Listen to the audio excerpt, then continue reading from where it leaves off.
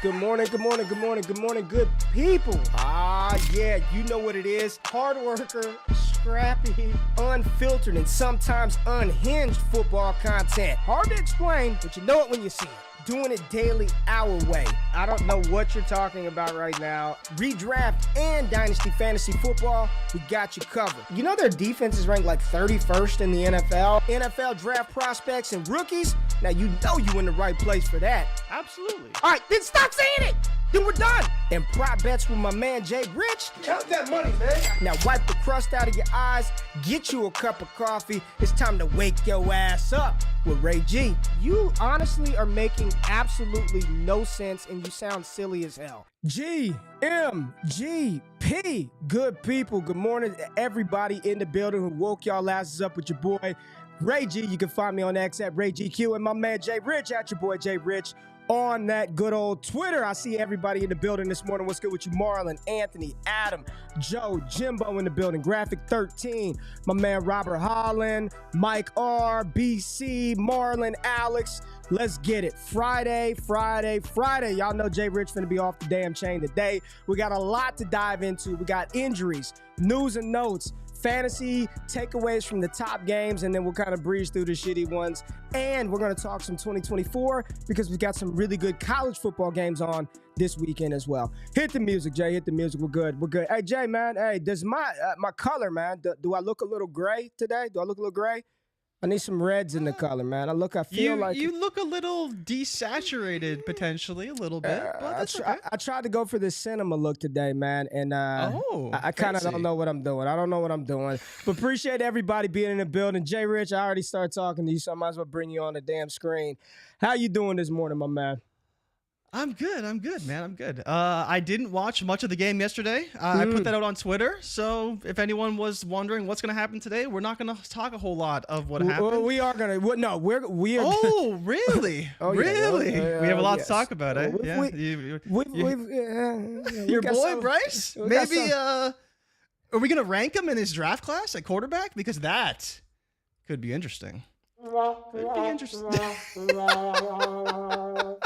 But the Bears got a big win yesterday. Helped Carolina stay at the bottom, right? Have we ever seen a team happier to win because it improved their draft stock to potentially get that? That was wild. The story behind that was pretty crazy to see all that play out. But we are going to talk about that game.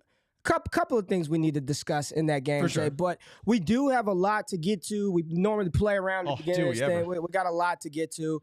We definitely want to hit some college football at the end of the show. There are some very, very key matchups and some kind of groundbreaking news from the college world that dropped the other day that we'll get to a little later in the show. But there are a lot of players that we need to talk about from a fantasy perspective. You know, sometimes, Jay, I read the YouTube comments and we had one last week that kind of resonated with me. It stuck with me. So I kind of altered some things to the show sheet.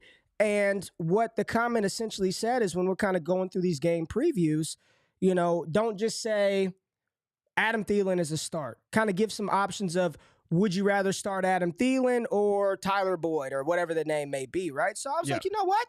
That's fair, constructive criticism. We can take that and implement that. Yeah, we can implement.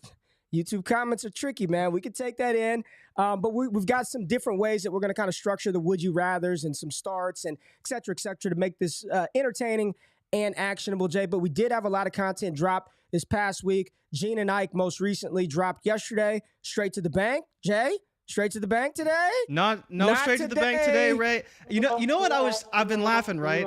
So I've been using San Francisco as my outro to the show for a while. And I made the decision, Ray, that I will not do another podcast until the 49ers win another game. So hopefully they win this week. They have a big game this week. All right, well, there it is. Scott Connor, he and I, Destination Chill, check that out. We just talked straight players on Wednesday night. And then we got college football stuff dropping. We dropped some other additional content pieces, Sam Howell. So just check out everything that's going on at Destination Day. We do this, drop it for free for you to consume, for you to take it. All that we ask is you subscribe to the channel, hit the like button, all that other good stuff. JRich, get to the news and notes, man, so we can get to the show. All right, everyone, big news segment again. Feels like every Friday is a big news segment. Go faster through it. Dave Montgomery back this week, Ray. Will Levis named the starting quarterback in Tennessee, so Ryan Tannehill is done, at least for now. We'll see what happens, but not expected to start again for Tennessee. Will be Will Levis moving forward. Treylon Burks still in concussion protocol. Haven't got an update from him. Your Los Angeles Rams are on bye this week, but they did sign Carson Wentz to be their backup quarterback and released Brett Rippon. So if anything does happen with Matthew Stafford, it will be Carson Wentz moving forward. They released Rippon and a few other players off their roster. I did want to mention that Justin Fields almost played yesterday. He did log practices all week and should be starting in week 11. Kyler Murray was activated off the PUP and expected to start this week. James Conner was also designated to return and practice Wednesday and Thursday. So there is a chance that he plays this week. Ray, Bleacher Report's Jordan Schultz reported that your Dallas Cowboys signed Martavius Bryant, the former bad boy on the Pittsburgh Steelers, is back in the NFL. At least we'll see how far he makes it through the Cowboys roster. But again, a big potential addition to this team. Tons of speed, very explosive, a player that the Cowboys desperately need. The Giants have signed Matt Barkley to the active roster. Tyrod Taylor says his season-ending injury is not, or his injury is not season-ending, and he potentially could return. We know Daniel Jones is out, and they also signed, who is it? Oh, Jacob Eason to their practice squad. Tommy DeVito is expected to start this week against your Cowboys, but I would not be shocked at all if we did see Matt Barkley. The Vikings are designating Justin Jefferson to return very shortly. I don't think it's happened yet, but should be happening very soon. Jefferson says he's day-to-day, but wants to get back to 100% before he does ultimately come back.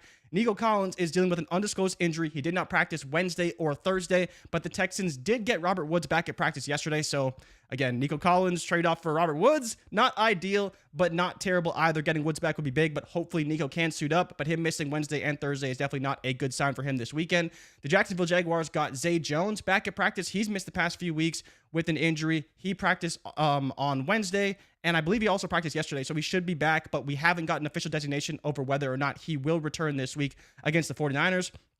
On the Bengals front, though, T. Higgins, hamstring injury on Wednesday. Jamar Chase dealing with a back injury. Higgins did not practice Wednesday or Thursday and is not expected to play this weekend. But in the terms of Chase, he did practice Thursday, didn't practice Wednesday, and it was limited, but he is expected to give it a go and play this week against the Houston Texans. So hopefully, if you have Jamar Chase, he will be fine for you. Obviously, you will be starting him. Curtis Samuel is back at practice on Thursday, and so he should be playing this week against Seattle. Obviously, we were kind of in on Jamison Crowder for a week. He played like crap, but thank God Curtis Samuel is back because Sam Howell could definitely use him. Your boy Drake London practiced Wednesday and Thursday in full, so he is good to go for this week. Ravens running back Keaton Mitchell, who everyone was blowing their fab on, or at least any fab you had left on, this week, he did pop up on the injury report yesterday with a hamstring injury. He has been dealing with a hamstring injury since week 8, and even I think a little bit before that. So it has been a lingering thing. He tweaked it the other day, so we'll see what his status is, but there could be potential for him to miss this week. And Texans running back Dameon Pierce did not practice Wednesday or Thursday, so it may be another Devin Singletary week for the Texans at running back. And Ray, I don't know if you want to get into the college football news now or later, but that is pretty much everything for the NFL news heading into Friday. All right. Yep. We'll get into college football later. Let's start with the Thursday night game. I do want to start talking about the Thursday night football game. Chicago Bears beat the Carolina Panthers, and it was an awful game. It was an awful game. Both sides of the ball, terrible, stank. I want you to listen to this, Jay. Let's listen to this and dissect because I got some questions, man. I got questions and there needs to be answers, man. Let's listen to this. Our defense ball. Great game, start to finish. We have to be better. I have to be better first and foremost. I have to be a lot better. So we have to be better. It's frustrating. It's very frustrating. And that's not me. That's not just me. That's everyone. We're competitors. Losing is frustrating. It's fresh. You feel it, but at the end of the day, you gotta turn the page and being frustrated, however you feel, it's not gonna win you a game. It's not gonna help. You have to turn that and use that in action throughout the week, and then we have to translate it to Sunday or Thursday night, whatever. We have to translate it. We care. We work hard. I'm grateful to be playing with the guys that I am. We work hard. We're throughout the week. We look good. We execute. We push. But we got to find a way to make that translate again, especially offensively. First and foremost, myself, I have to be better. And as a unit, we can't we can't have performances like that. We're better than that. We can't put that on film. So yeah, it's very frustrating. But ultimately, again, frustrated or not, it's not going to help you next week. So we got to be able to use that, turn it into something, and channel it and find a way. So that was Bryce Young, his post-game press conference interview following that loss, to where you watch that game, hard for me to tell which player was the number 1 overall pick, to be honest with you. Like, which guy, if you would have said which one was the number 1 overall pick, I think if it were a casual fan that knew nothing about football, they probably would have said Tyson Bagent, right? And my question to you is not whether his dynasty value is this or that, but do we give Bryce Young a pass because he's a likable guy? Because he feels like, you know what I mean? He feel like, real talk. Like, no, it's not like, do we give him a pass? Because I haven't met a soul who says they don't like Bryce Young. There's a lot of people who say they hate Mac Jones. They don't like Deshaun Watson. I can't stand Dak Prescott for whatever reason it is, right? For whatever narrative, internal feeling that you have, people don't like certain players. I haven't heard anybody say that they dislike Bryce Young, right? They dislike his persona. Everybody says he's a great kid, hard worker.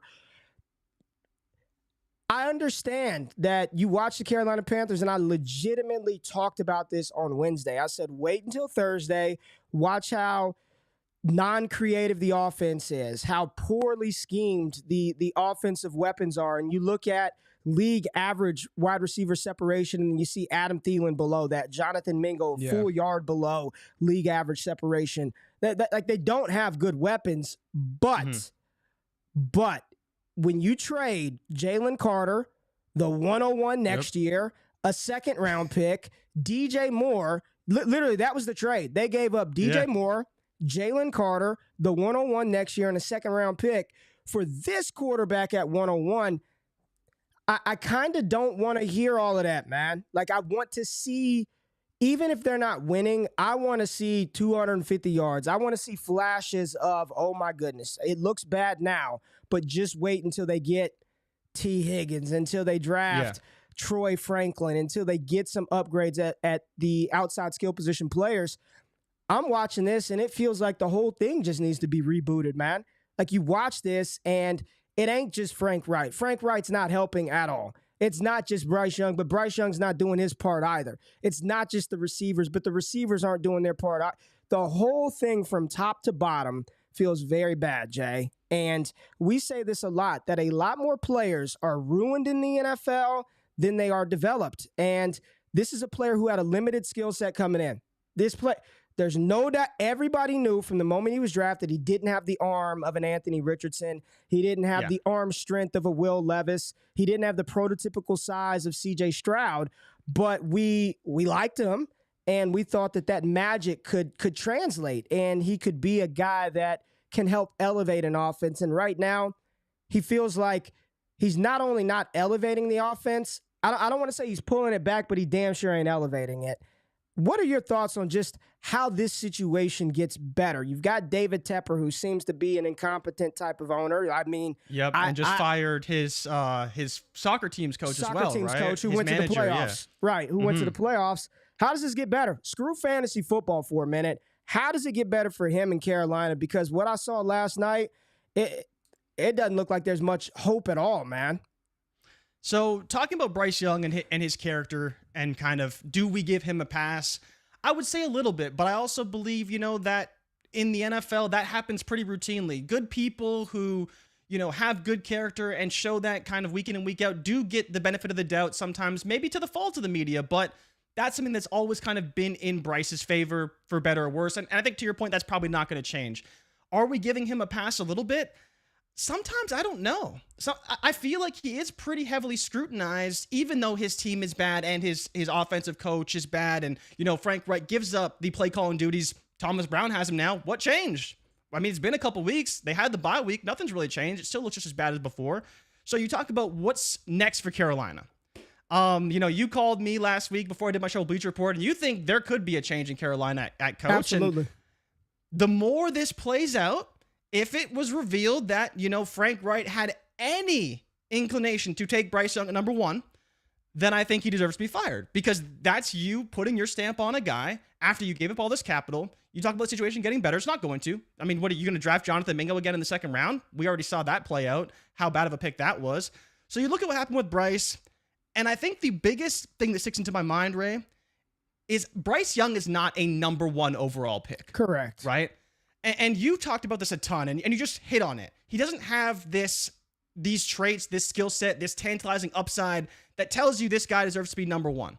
If it was Anthony Richardson number 1, we'd say he's raw. He still has tons of potential, but he showed flashes. CJ Stroud, obviously, rookie of the year, no question, number 1 quarterback in his draft class, not even close. But even when you compare him to Will Levis has already showed some throws and talent on the field that we haven't seen from Bryce Young in his limited action already in the NFL. And that's the biggest problem for Bryce, is he is not a number 1 overall pick. And I think, I was talking to my buddy about this yesterday.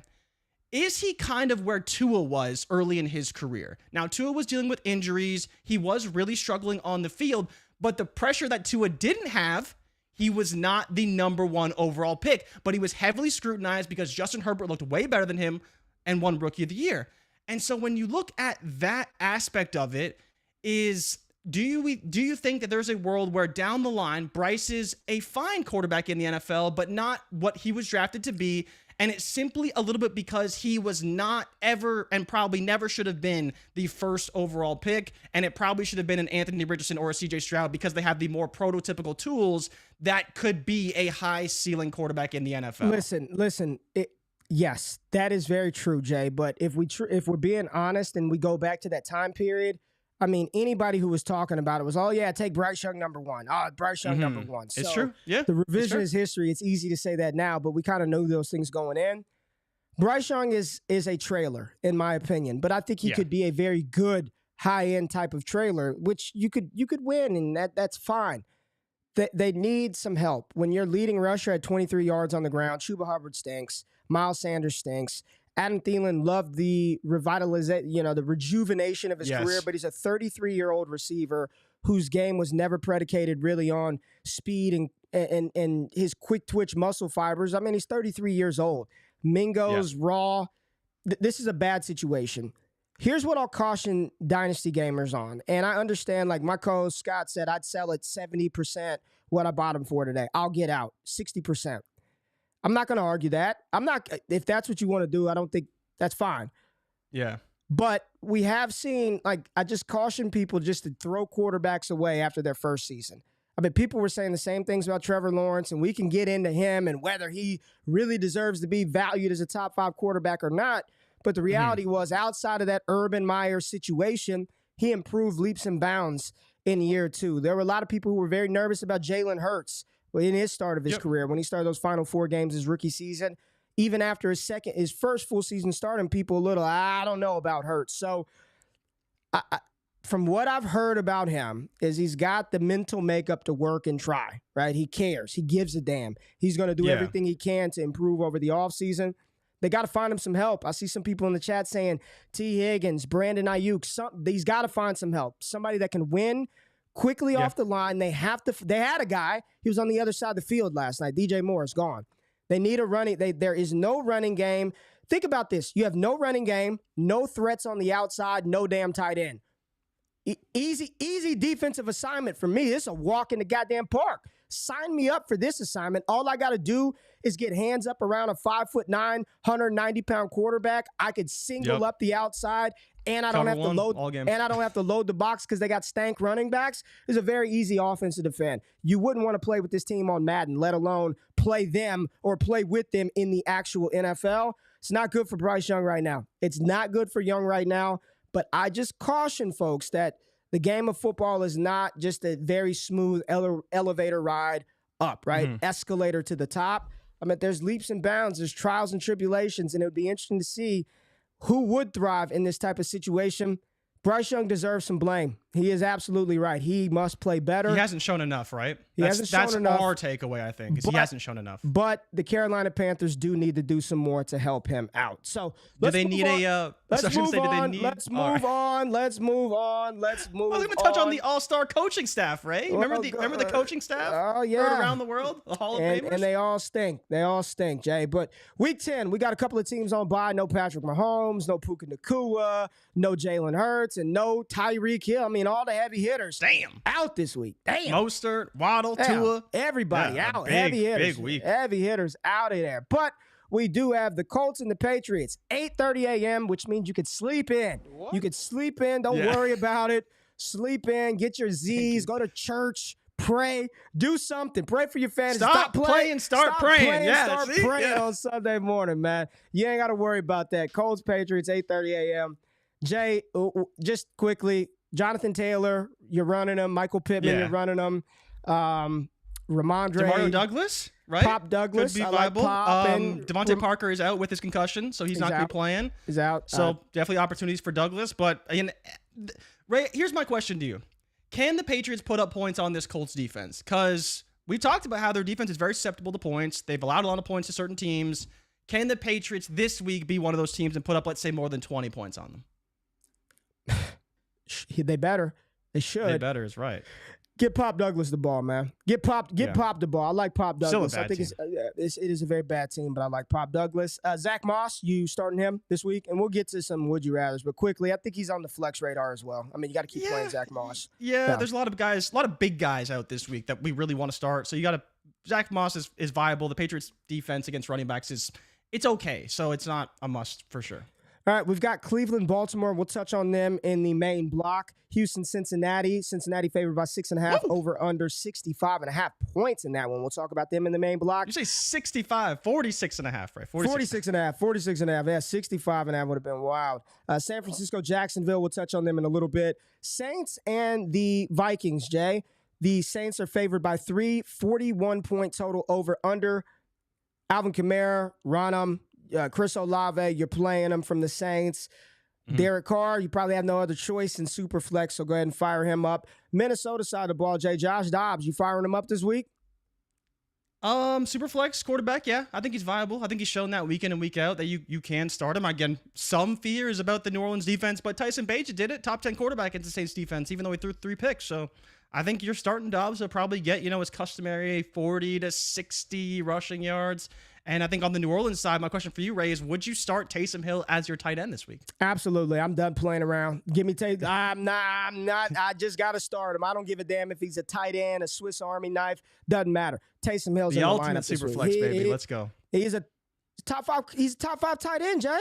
He's got to be top five tight end this week. He's got to be. It's got to be. I don't even know who's playing. Can trade for him anytime you want. Yeah, anytime you want. Go get you some Taysom Hill if you're a contender, Jay. Minnesota side of the ball, Addison. I believe KJ Osborne is out. Is Osborne out?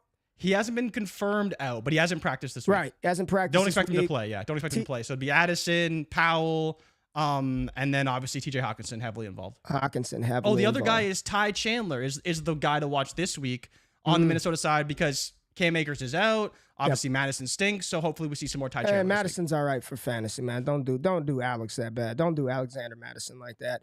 Your boy Jordan Love versus your boy Kenny Pickett. The Pittsburgh Steelers favored by 3 in that matchup. 39-point total. We're not talking about them in the main block, but from the Pittsburgh side of the ball. Would you start any running backs on the Steelers side? We're starting Deontay. We're benching Pickens, right? Because Pickens ain't got no target share no more. You don't feel good about it. You don't feel good about Pickens this week. I feel great about it. Oh, I mean playing him. You don't feel good about playing. Okay. Would I start any of the running backs? Yeah. Would you start a Najee this week on the Pittsburgh side? I'm being real, man. I don't want to. I would rather Jaylen Warren. I'd rather just take a shot on the more explosive back. Okay. I would probably. I think the volume could be there, right? Close game. Flip a coin with that one, Pittsburgh Jay. But I'd probably start Jaylen Warren. Detroit, Tennessee, and Tampa Bay. From the Green Bay side of the ball, excuse me. Green Bay, Aaron Jones. Are you starting? I think I would start Aaron Jones. He got good volume last week. Yes. Not starting Jordan Love if I can help it, and I don't want anybody on Green Bay. Not Christian Watson. I just don't want to guess who it's going to be. I hope Christian Watson can kind of assume that alpha role in the offense, practice all week, so should be available, should be healthy, should be fine. But I don't feel good starting him this week unless it's like a deep flex type option. It's really just Aaron Jones for me. All right, Tennessee at Tampa Bay. Tampa Bay favored by 1 in that matchup. Jay, Will Levis, starter for the rest of the season. Will Levis versus Baker Mayfield, baby. Let's get it. For the Tennessee side of the ball, you are firing up DeAndre Hopkins. He is going to be a locked and loaded wide receiver 2 for you. You would also start Derrick Henry. He's a locked and loaded RB1, RB2 for you on the week. Question for you, Chigo Okonkwo, any interest in the tight end? Not really. Again, matchup-wise, it's okay for tight ends this week, but I probably wouldn't. I don't really want to go there. Let me see. So Tampa Bay is near the bottom, it looks like. Or they're in the middle of the pack. Middle of the pack. So they're not terrible. It's more so Cade Otton doesn't have a good matchup. Tennessee doesn't allow very much to tight ends. But I think the bigger thing for me is that I think you have to start Rachaad White this week. Absolutely. Even though I don't like the matchup. You are starting Rachaad White. All the receiving work he's getting, you got to start Rachaad White. Look at him on your little thumbnail at the back there. Yeah, man. You're starting, after you hated it on him.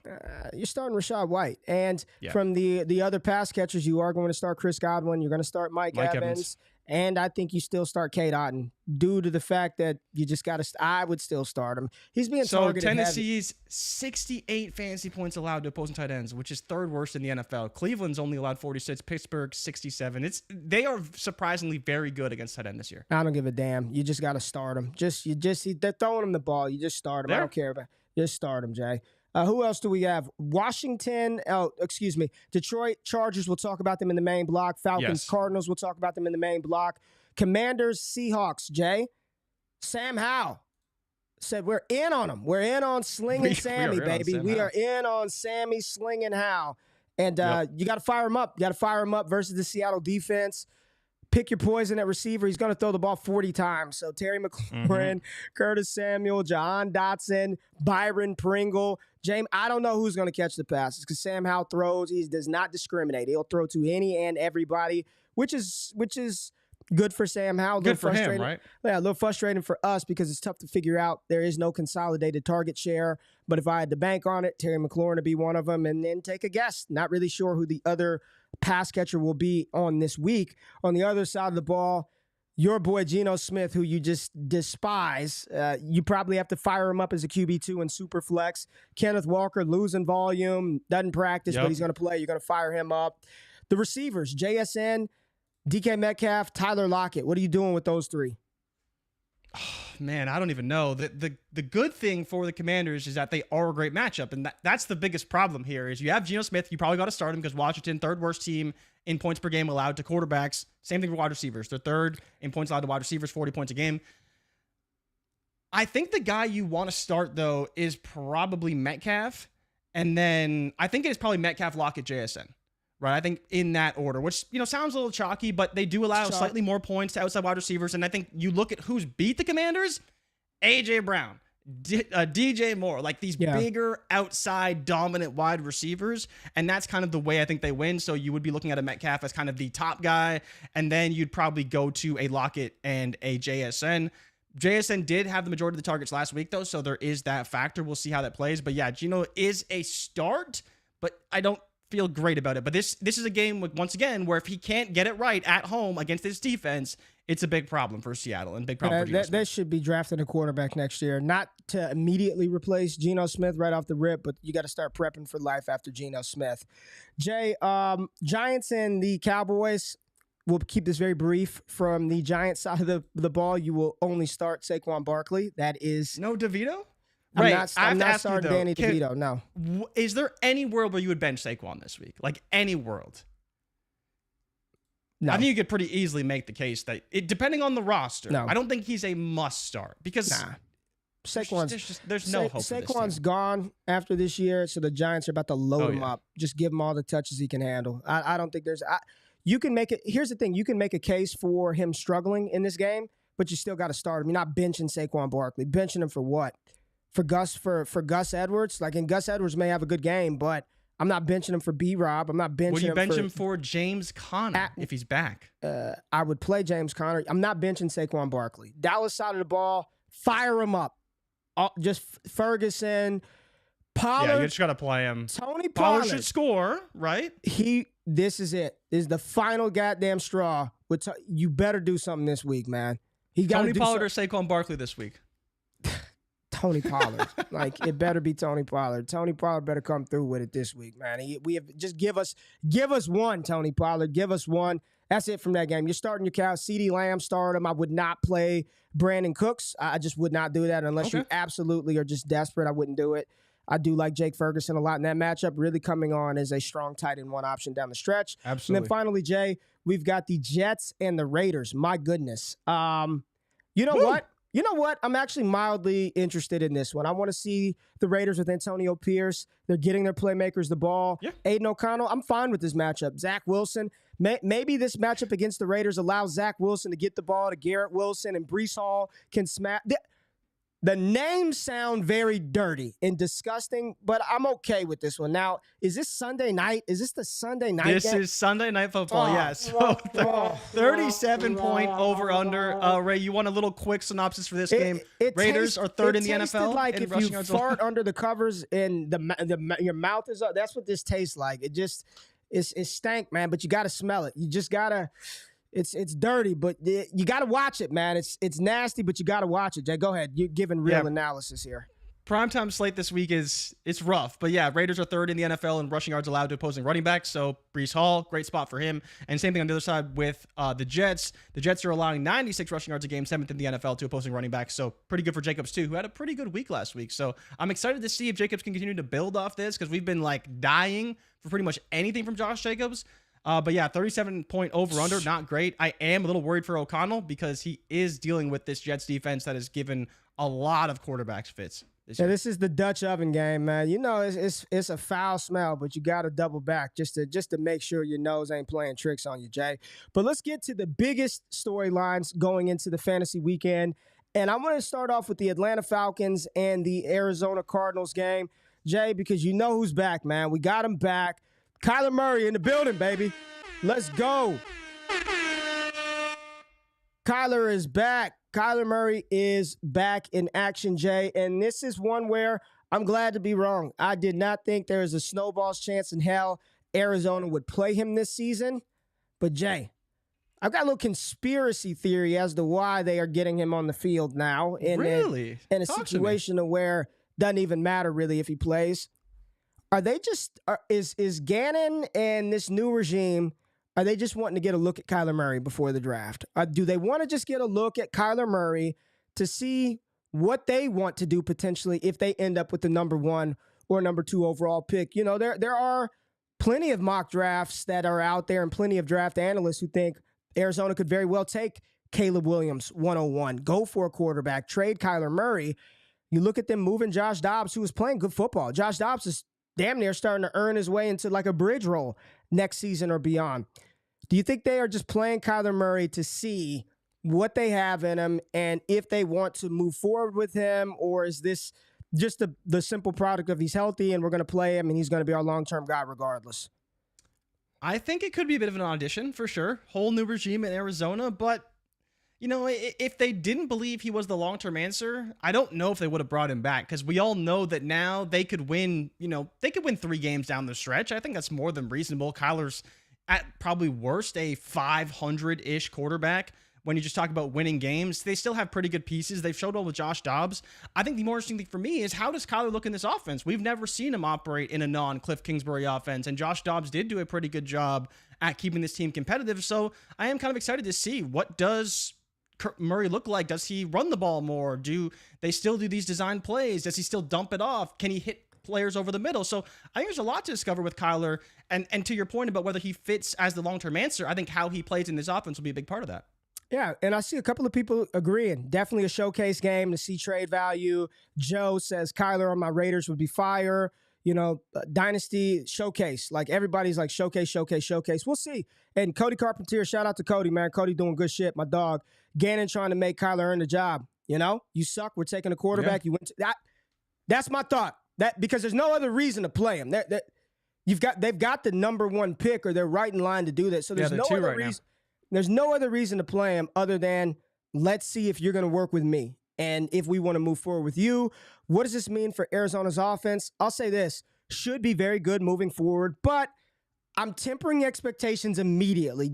I'm not expecting Kyler Murray this Sunday to go out there, run for 75 yards, and throw for 310. I don't have that type of expectation for him off the rip, Jay. But what will help him is a healthy James Conner. And if James Conner is back, that is definitely going to help him out. So I think you are 1,000% firing up James Conner as a rock-solid RB2 with potentially RB1 upside off of usage and volume. Hollywood Brown, Jay, I'm very excited for Marquise Brown. I talked about him on the Trinity report that I dropped late last night, but he's got a Trinity score of 6.83. That is very good, and he's been maintaining that despite the fact that he does not have, an elite-level quarterback. He's expected to be about around 15 points a game. He's getting you close to 12.5. So with Kyler Murray there, I do expect an uptick in volume for Hollywood Brown. Jay, but the player that I'm most excited about for the Arizona Cardinals is somebody that you and I both have quite a few shares of across our dynasty leagues, man. Big McBride, Trey McBride, Jay. I am ready for some McBride season, Jay. I am ready for Trey McBride. No Zach Ertz. We know how Kyler was peppering Zach Ertz in the offense. Trey McBride really starting to come on, and I'm excited for this young man. I think he has all the makings of a legitimate, bona fide tight end weapon for us in fantasy football. All he needed was the opportunity. We've been on him for a while. I'm excited for Trey McBride right now on the Fantasy Pros ECR rankings. He's number 10, tight end 10 on the week. Trey McBride. How do you feel about McBride? Because I'm a big McBride guy. So I like McBride this week, right? The Atlanta Falcons allowed 13.4 fantasy points to tight ends, which is 11th in the league. The one concern, kind of going back to Hollywood, is that if he does play outside, the Atlanta Falcons have the best defense at stopping outside wide receivers, 8.1 points per game, but 20.4 in the slot. So don't start Michael Wilson. He is a bit banged up. He is at practice, but definitely don't want to be starting him because he will be outside. I really like the matchup for McBride. I think he can easily be a top 10 option this week, especially with, like a Kelsey on bye and a few other guys that are going to be on bye. But I think the bigger thing is that we hope that what we saw in this offense for McBride can translate now with Kyler Murray, is that we've loved what we've seen. You've talked endlessly about Hollywood Brown and his Trinity score and how the air yards are there, the target shares are there, but he does have a new quarterback now. So we're going to see how does he acclimate to the offense. I think that Hollywood will be fine. I think we've seen McBride flash a little bit with Kyler, but more so getting him involved and seeing that continue to happen consistently for Kyler Murray. I'm not as worried about Kyler throwing the ball. It's more so just what does he do on the ground? Don't expect a lot on that front. But how does he operate this offense? Who does he get the ball to? And that's what we want to pay attention to. It is a new offense. It is a new offense. So you're saying you're not concerned with him throwing. It's a new offense, right? This is a completely new offense that it's his first rip, man. No preseason, throwing him out there. I'm just tempering expectations this week, but I'm excited for him. On the other side of the ball, Drake London should be back in action, return from his groin injury. Kyle Pitts, how are you feeling about those two pass catchers in this matchup? With everyone thought Heineke would be the savior. While better than Desmond Ridder, it still is not good. They need a quarterback. It's more of the same, right? In terms of the actual usage and utilization, They need a quarterback in the worst way. I can answer the question. You probably feel a lot better about London than you do Kyle Pitts because Jonnu Smith is a thing. He's going to continue to be fed the ball despite our wishes and desires for Kyle Pitts to be, Travis Kelce Jr. But Jay, let's stop teasing, man. Let's stop beating around the bush and just get to who this is all about. I mean, this is Bijan Robinson, right? I mean, it's all about Bijan Robinson and the comments from Arthur Smith about how good he is as an off-ball running back, just an off-ball, how much he brings to the table as an off-ball running back. And if you listen to the full quote, I'll say I understand. Is it better? I understand what he was trying to convey, and he's trying to talk about matchups and opening up other things in the offense, but the part that got clipped was he's very good off the ball. Jay, come on, Bijan. Come on. Like this, we need it, right? Is this the week, Jay? Week. I mean, there's not a much better spot. Third in fantasy points allowed to opposing running backs. The Arizona Cardinals are. I mean, we've talked about this a few different weeks. Arizona's not good against running backs. They're not good against pass-catching running backs at that. They allow 0.4 receiving touchdowns per game. They allow a rushing TD per game to opposing running backs. So it's a great spot for Bijan. The question is that everyone's wondering, is he going to get the ball? Because there's the likes of Andrew Beck getting more red zone opportunities than Bijan Robinson. And you talked about Arthur Smith saying he's on the field. They run the zone read and Desmond Ridder pulls it, or Heineke pulls it, and then he fumbles, and there's all these issues, and there's a bunch of things going on with the Falcons in the red zone. The opportunity is there in terms of matchup. Will it be realized? I have to admit, I'm a little bit skeptical.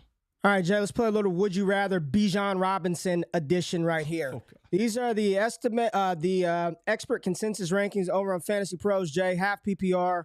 Bijan Robinson or Rachaad White this week? I honestly think the answer is Rachaad White. I really do. Rachaad White's been great. Bijan Robinson or David Montgomery, who's down here ranked as RB17. Bijan or Monty? Give me Monty. Monty's first game back. I trust him to score. Let's go same draft class. Bijan or Gibbs?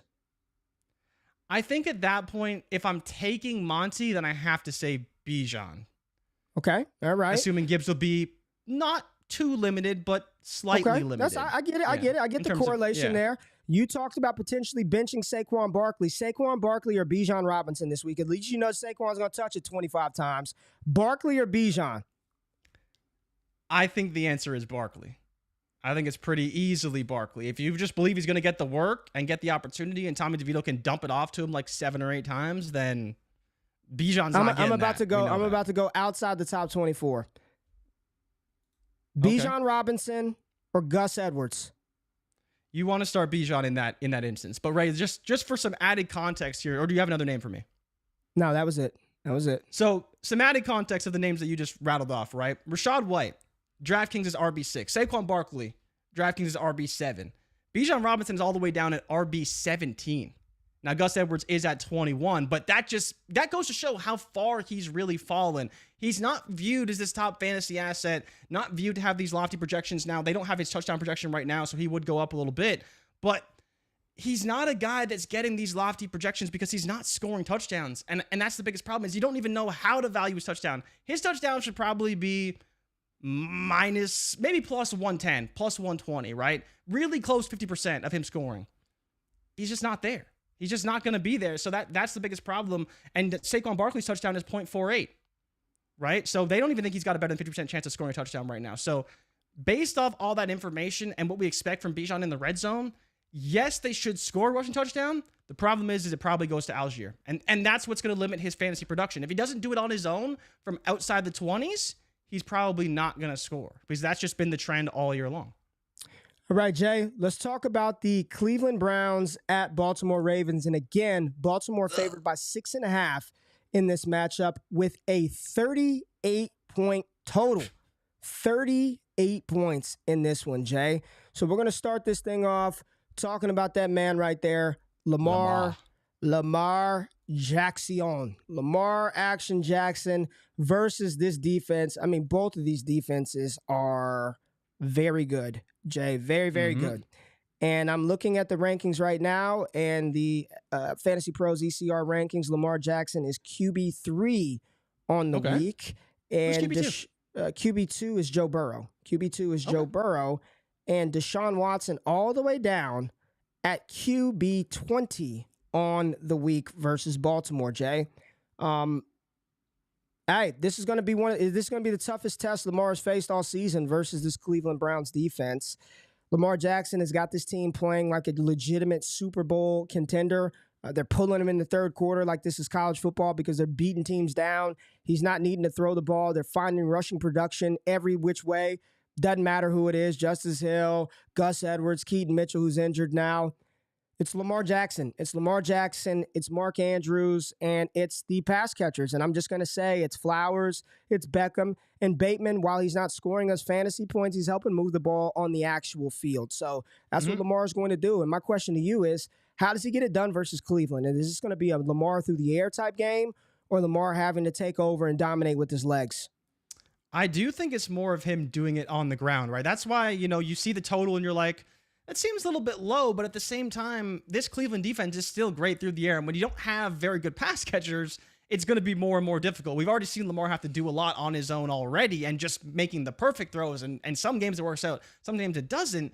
But he's going to have to do it on the ground with his legs. His over-under for rushing yards is like right around 45 or so, which is pretty standard for Lamar. And even a tough matchup, we know that Myles Garrett's going to be getting after him. We know that the cornerbacks are going to show up for Cleveland. So I think when you look at it from that angle, I expect the ball to be in the running back's hands a lot, whether it's Gus Edwards or whoever they are toting the rock with on both ends, though, right?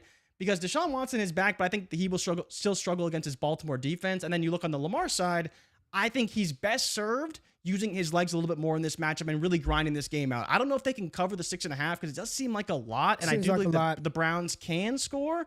But as I've mentioned, Baltimore has played much better at home, miles better at home, and so maybe they can put up another big performance this week against the Cleveland Browns defense at home.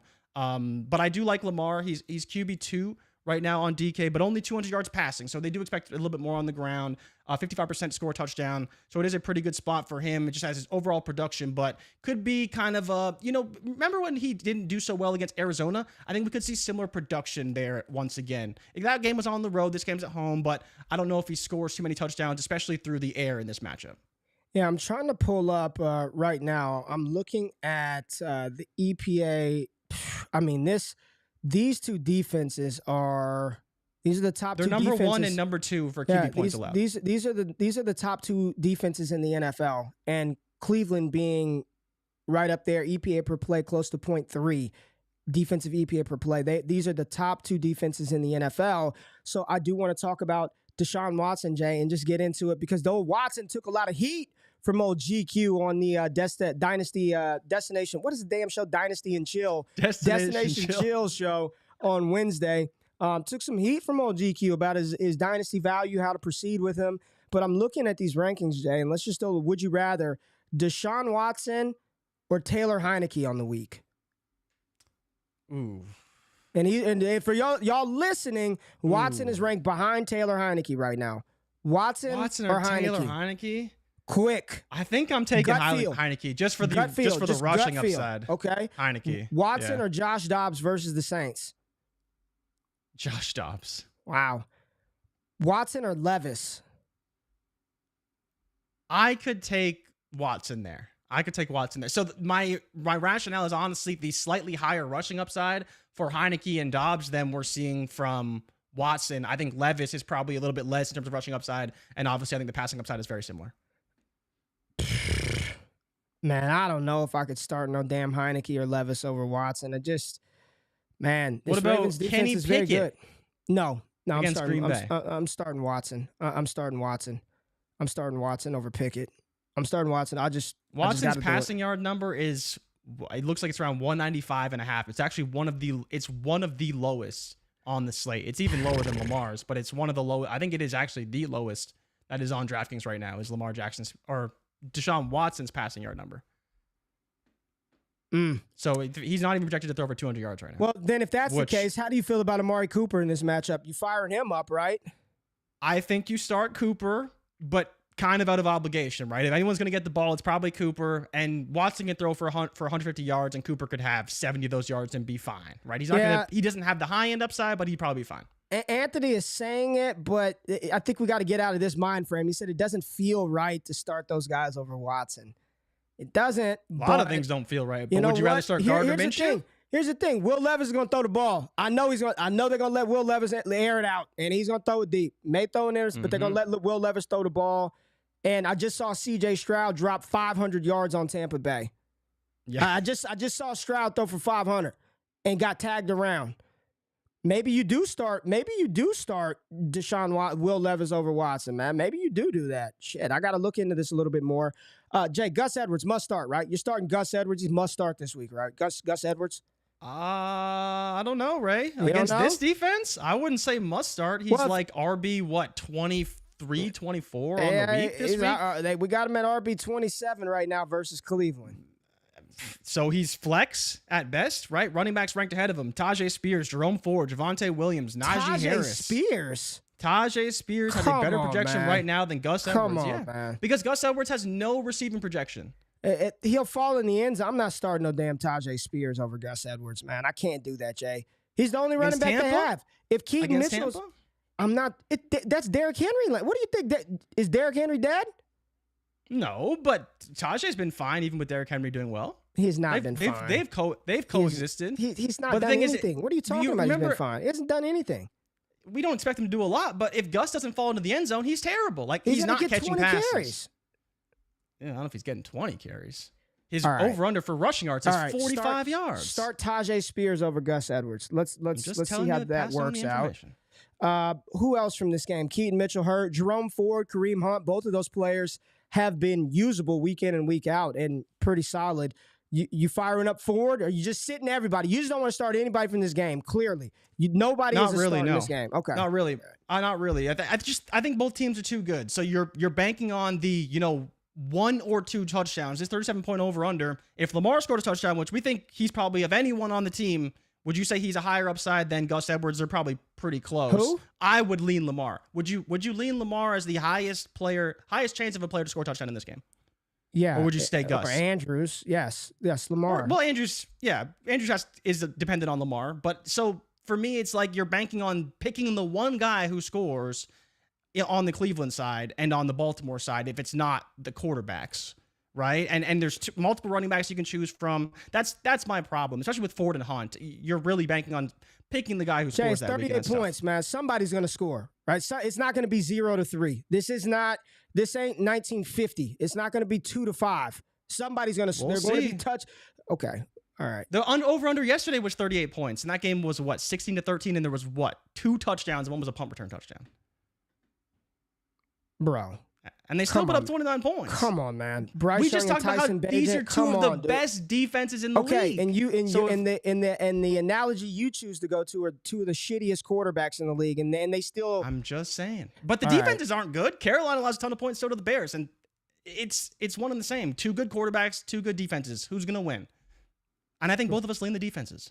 All right, let's go to Houston and Cincinnati, Jay. Let's talk about the Bengals and the C.J. Stroud-led Houston Texans, who are trying to make a little move down there in the AFC South, trying to make a little move, getting some wins. I'm excited as hell for this matchup, man. This should be fun. I'm excited to see, you know who it is, man. Joe Burrow doing his doggone thing, playing out of his mind, playing like Joe Burrow, the same Joe Burrow that we know and we love and we like to watch play. But it's C.J. Stroud. It's these 2 quarterbacks dueling it out. These 2 AFC quarterbacks dueling it out on this one. Joe Burrow, I mean, he's back. No T. Higgins. I saw a video of him this morning. Looks like he was limping on the field with the walking. Did not look good for T. Higgins. So no T. Higgins in this one. Jamar Chase, even though he had the back injury, looks like Chase is on the field. Where's that video where we have Chase? I'm always effing open. Where's that at? Where's that? It's one of my favorite videos right there. But Jamar Chase is back in, so we'll be good with that one. You're firing him up. Joe Mixon, volume base, bell cow, RB2. You got to fire up Joe Mixon.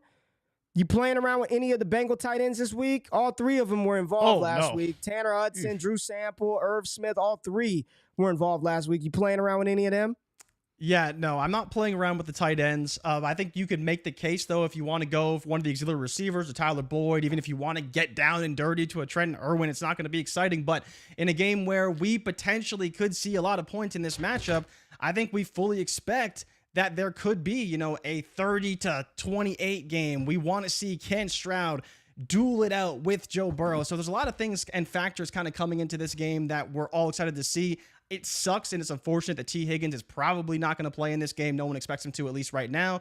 But if Stroud can put up points and Burrow can kind of match him, is there a chance, though, Ray, and I have to ask you this, is there a chance that Houston wins this game? Because we're already coming into the game and we're saying T. Higgins probably not going to play. Joe Burrow dealing with a back injury. And there's an outside shot. Jamar Chase. Outside shot that Derek Stingley is back. He's been designated to return. He's probably not going to play this week, but there's an outside shot that he does play. Is there a world, do you think, where CJ can just come in and win and the Bengals do struggle on offense simply because their weapons just aren't healthy in this matchup? Man, if... It seems like it's trending that way, even though Nico's banged up too. With the points at 46.5, I think 6.5 for Cincinnati is quite high. I think that's pretty bold. I don't know if they're going to come in and win just yet, but I will say I think that we walk out of that game and C.J. Stroud will have put more good stuff on wax, and you just feel I don't even care if he wins. Just go duel out with Joe Burrow. Just go have some fun. Go sling the rock with Joe Burrow. Go do your thing, C.J. I don't even give a damn if Houston wins or not. I know he's going to put some positive stuff on wax. And the crazy thing about what Stroud is doing is he's doing it with absolutely no running game. And everybody knows they can't run the ball. And all they can do is throw the ball, and they still can't stop it. So this is what a creative offensive coordinator and a very precision-based quarterback can get you. in the NFL. We're excited to watch both of those players. From the wide receiver standpoint, Jay, I mean, all three of the Houston Texans wide receivers were incredible last week. All three of them were top 15, top 11 wide receivers last week. Yeah, on Sunday. I don't want to just say fire up all three again, but Tank Dell, Noah Brown, Nico Collins, how are you feeling about those three? Rank them if you had to. Ooh, rank them. Rank those three. I think, honestly, Ray, I think Tank Dell's number one. I really do. I think Tank Dell's number one, and I think the main reason why is because Nico could be banged up. Even if he does play, he could be operating as a bit more of a decoy and will still be the number one focus for the defense. So I would lean Tank as the number 2 plus with a ton of upside. Who's been playing great so far. So I really like him in this matchup. I think that Noah Brown is the one I struggle with. He's been playing well. He's been getting targets, so there's a reason to start him. If you're going the game upside, and it could be a 30-30 game, of course, then you're going to also lean that side as well. But Robert Woods being back could throw a wrench into things, and I don't know who it hurts the most. Who would you say Robert Woods would hurt the most in this game in terms of Noah Brown or Tank Dell? I don't think he'd take away anything from Nico Collins. I think it might be Dell because he plays in the slot. Yeah, but that's my concern. I think it might be Dell because he plays in the slot. But I'll just say this, Jay. All three of these dudes are trending very positively. And I'm going to pull up the Trinity tracker right now, and you see Noah Brown above the regression line. Score at 5 is giving us about 12 fantasy points a game. There goes Tank Dell, his score of 6.65, giving us 14. And then Nico Collins coming back down. Tank Dell is on his ass right there. Nico Collins right in that threshold of that historical wide receiver 3 range, 15 points per game. But Tank Dell is slowly creeping up on Nico Collins. So this tells me that all three are viable, man. If you've got these three, I think Noah Brown could be a flex option. Tank Dell, you are firing him up in a wide receiver 3, or if you've only got 2 spots and a bunch of flexes, he's one of those guys. And if Nico Collins is going to play in a game where the total is 46 freaking points, Jay, you're firing up all three of them I'm firing them up with confidence. CJ Stroud's going to throw the ball. So give me all three. I prefer Noah Brown probably in best ball formats a little more. But I think all three you can play this week. I think you can play all three of those guys this week. And Dalton Schultz, Jay. Dalton Schultz still getting it done. People forget, man. People always talk about Ray. I think that's probably my most proud fantasy football call that I've ever had was Dalton Schultz. Can we have an honest conversation about Dalton Schultz, though? What? Were you really in Houston? No, I mean, because I wasn't in on Houston at all, though. So I think a lot of people were wrong about Houston. A lot of people, I thought that people were. Nobody was anti-Stroud. Everybody was anti-Houston, which leads me to believe we always talk about how good we are at predicting team outcomes. And what's the narrative in fantasy? We're bad at player takes, but we're awesome at nailing what offenses are going to do. And we're so good at predicting which offenses would be good. We don't know a damn thing. We don't know anything because everybody thought this offense would be bad. And, this is going to be the worst team in the league. And this is not an environment for a quarterback to thrive and fade CJ Stroud because he lands in Houston.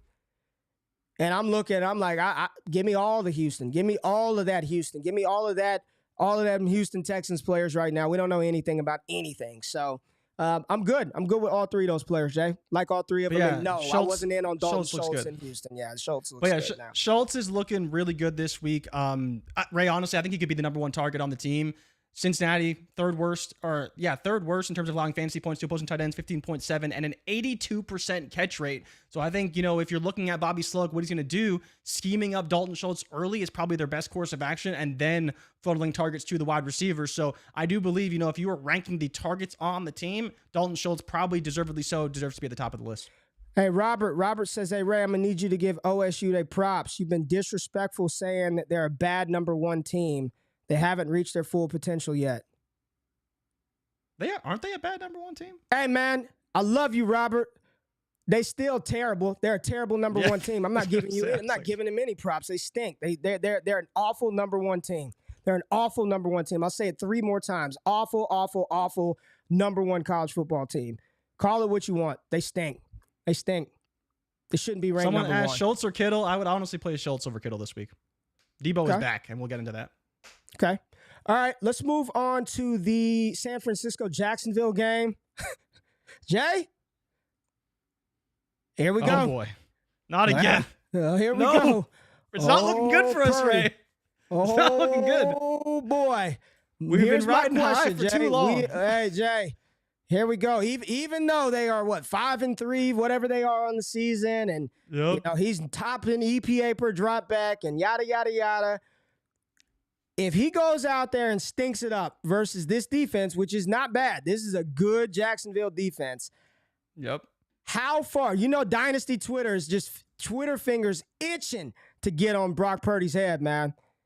How far does it fall if Brock Purdy stinks it up versus Jacksonville? What happens to Purdy's value if he stinks it up versus Jacksonville? If Brock Purdy stinks it up versus Jacksonville, it is a big problem because Brock Purdy has already fallen down dynasty ranks, right? We were saying, Brock Purdy's got to be in the top 10, got to be in the top 12. How is he only QB 14? Well, guess what, Ray? He's down to QB 17 behind Jared Goff, behind Will Levis. My goodness. Yeah, Will Levis flying up the boards right now. Would you rather today, right now, right now, offer hit your inbox, 1-for-1 trade. You give up your Bryce Young for Brock Purdy. Would you do it?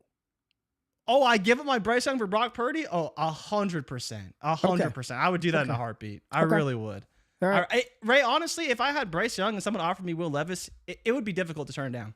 Even though I don't really like the offensive situation and the scheme in Tennessee, I don't like it in Carolina either. So I'm really just betting on the talent and of the player. And in some ways, Will Levis has way more talent than Bryce Young. All right, let me ask you this since we're here. We're talking about San Francisco. Would you rather Bryce Young or Jordan Love? Oh, you got to take Bryce Young. Bryce Young or Kenny Pickett?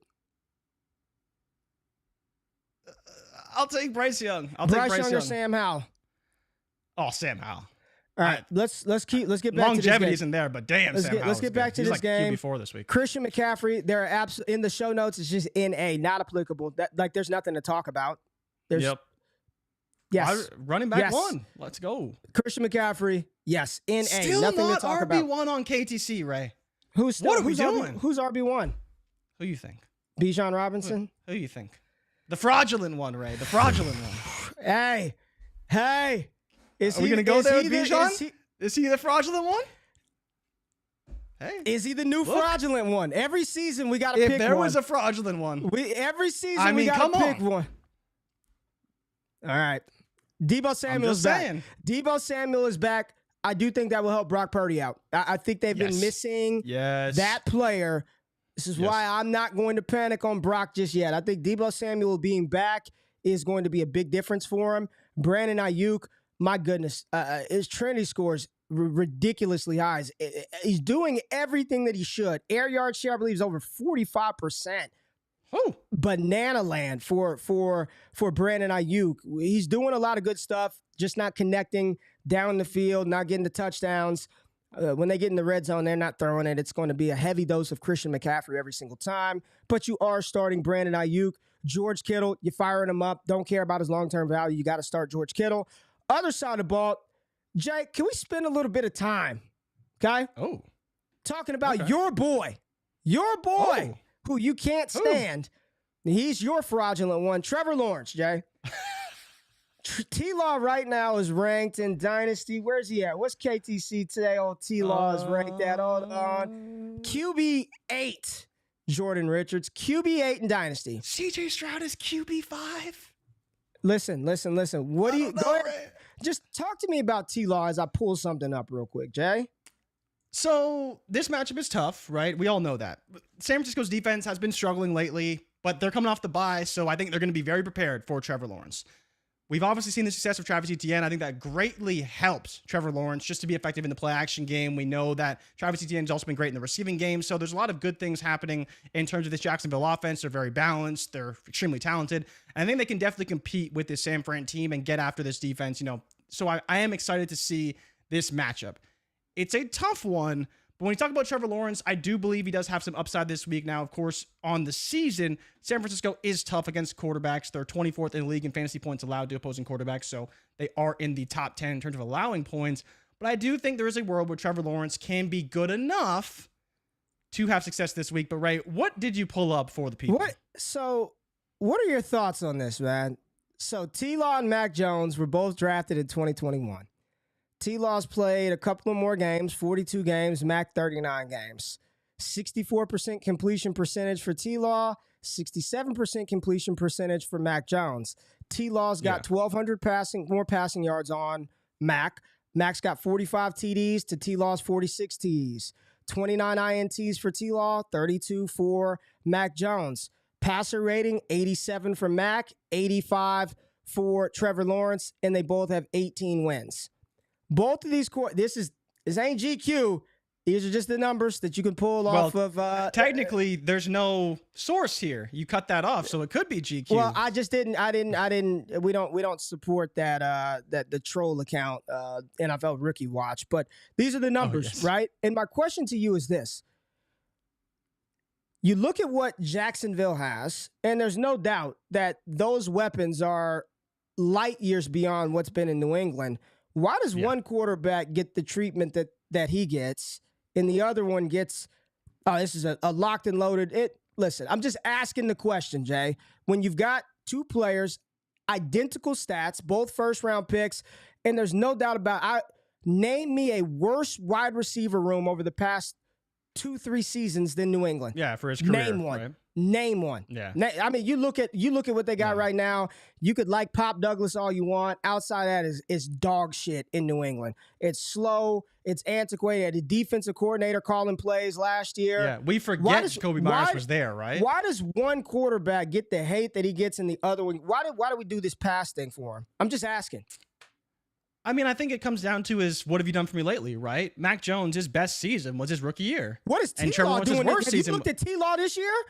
Hey man, you know me. I won't hesitate to criticize T-Law for not doing enough. I've been there. I've been there from the beginning, right? But you and others give T-Law a pass. Urban Meyer couldn't have a worse situation. And to be fair, part of that has proven right. But in terms of Mac, his best season was his rookie season, right? He's gotten worse ever since. He's thrown tantrums on the sidelines. He's not a very likable player, whether it's in New England or otherwise. And for better or worse, what do you do on this show every week? You come on this show and you say, man, for everything he is or isn't, Trevor Lawrence is tough, man. He's out there every game. He's battling. He's fighting. And you like that, right? You like to see that. And you're not the only person who feels this way. What does Mac do on the sidelines? Throws tablets, yells at people after he throws interceptions. Oh, boy. Crying on the sidelines. You know, let me tell you. The stats are the stats, but they're trending in opposite directions. When people talk about that stuff, like that that lets me know you haven't played any level of competitive sport at all. None. People yell on the sidelines. People cuss each other out on the sidelines. You fight in the locker rooms. As competition. Like anybody, when people start to bring that to the table as the foundation source of their argument, it lets me know that you've done nothing competitive besides play Call of Duty or Madden online. And I know you play a lot of Call of Duty online, so that's not any personal shot at you. Sounds personal. It's very easy to cut your game off whenever you're losing, right? Disconnect, cut the game. That shit happens in sports, man. It happens. I mean, we coach my kid's 6-year-old baseball team, and we're on ass in the dugout. They're getting on each other. Hey, man, let's go. Catch the ball. Catch the ball. Throw it to me. Throw the damn ball out the outfield. That stuff happens. I don't care about Mac Jones slamming a helmet on the sideline. Get out of here with that. That's just narrative bullshit that people you've never been involved in anything competitive if that is an argument against the player. Like, spare me that talk, man. But his play on the field is still not good and more importantly, trending the wrong direction. And when you are playing poorly and the team is playing poorly and all those things are happening, it's a snowball effect. And it's been a snowball effect for the past 2 years with Mac Jones. Situation is bad. Players are bad. He is clearly not a guy who's elevating a roster. What you're saying is absolutely fair, but they are all additional points that add to the criticism of already having poor play, right? That's the biggest problem. Where Trevor is winning, he's not playing. They've won the same amount of games. They've won 18 games. Okay, but that's fair. That's not but fair. Jacksonville is a team. That's not fair. Jacksonville That's is the a truth. team that was god-awful in Trevor's first year, and they lost a ton of games, and they had a lot of improving to do. Mac was on a team that had a great defense, had a great foundation, and is now starting to look like Jacksonville did in Trevor's rookie year. So, they're two teams trending in opposite directions. Jacksonville's on the upswing, and they're winning games, and Mac is on the downswing because the team is bad. And I think that's what it boils down to. Yeah. They're just trending opposite directions. It's just interesting, you know, like it's interesting that you look at the career so far for both players, and one is viewed as he's definitely getting a $250 million contract, and the other one is viewed as he doesn't even need to be in the NFL. And he's the golden boy, right? And he's one of the greatest college quarterbacks of all time, and he had an undefeated freshman season. Like, all those narratives around Trevor still exist, and they're always going to exist because he was drafted first overall, and Mac wasn't. Like, the stats are the stats, and that's where, you know, the numbers lie and don't lie, right? It depends on what side you're on. Well, they don't lie. They're just the numbers. They don't lie. The numbers are the numbers, man. Like, it's not me manipulating anything. Those are the numbers. Travis Etienne, all I have in the notes, monster. Travis Etienne is absolute monster. Dog, monster. Fire him up. Where's he at right now? Let's see where he's at on the weekly rankings. RB4 versus San Francisco. I ain't scared of San Francisco's defense. Even though they got Chase Young, I'm not afraid of that defense. Even though they got Chase Young. I didn't even remember they got Chase Young. You ain't remember that Chase Young. You're fired How much up do you think he ETN. plays this week? You think he plays a lot this week? Hell They had the week off, Yeah, he's out there. He's 60%. That's good enough. He's getting it, man. Ridley and Christian Kirk. Calvin Ridley, your boy, Jay, trending in an opposite direction after week one. Ridley, Kirk, how do you feel about these guys? I think they're both wide receiver threes that you got to play. I wouldn't say you have to play Ridley, and I much prefer Kirk. The San Francisco defense is much more susceptible to the slot than they are to outside wide receivers. So I much prefer Kirk than a Ridley, and as well Evan Ingram on top of that. Also prefer him to some degree than Calvin Ridley. Calvin Ridley will get his targets, but he has been very disappointing. And when talking about attacking a defense like San Francisco, you really have to do it through the slot, through the middle of the field, and obviously it lends itself to Christian Kirk and a little bit of Evan Ingram as well. Yeah, all right. And that's how it is in the rankings. Calvin Ridley, ECR 25, and Christian Kirk 18. So just how you called it, Jay. Just how you called it. Evan Ingram, he's a tight end. Got to start him. It's tight end. Got to start him. He's getting volume. Start Evan Ingram. Don't 100%. Get cute with that. And you've got a couple of tight ends out. Jay, Chargers and the Lions, last game that we're going to touch on. And we start with David Montgomery, Jay. David Montgomery is back. And everybody wants to know what that means for Jahmyr Gibbs. And this rushing attack, when Monty was in, he was bell cow Monty, man. He was just being fed. Dan Campbell talking him up. We need a running back that I can give the ball to 30 times a game if we need it. But in his absence, Jahmyr Gibbs steps up. He's been playing damn good football, Jay. I mean, explosive. I mean, that big primetime game where he showed out. Was that a Thursday night game?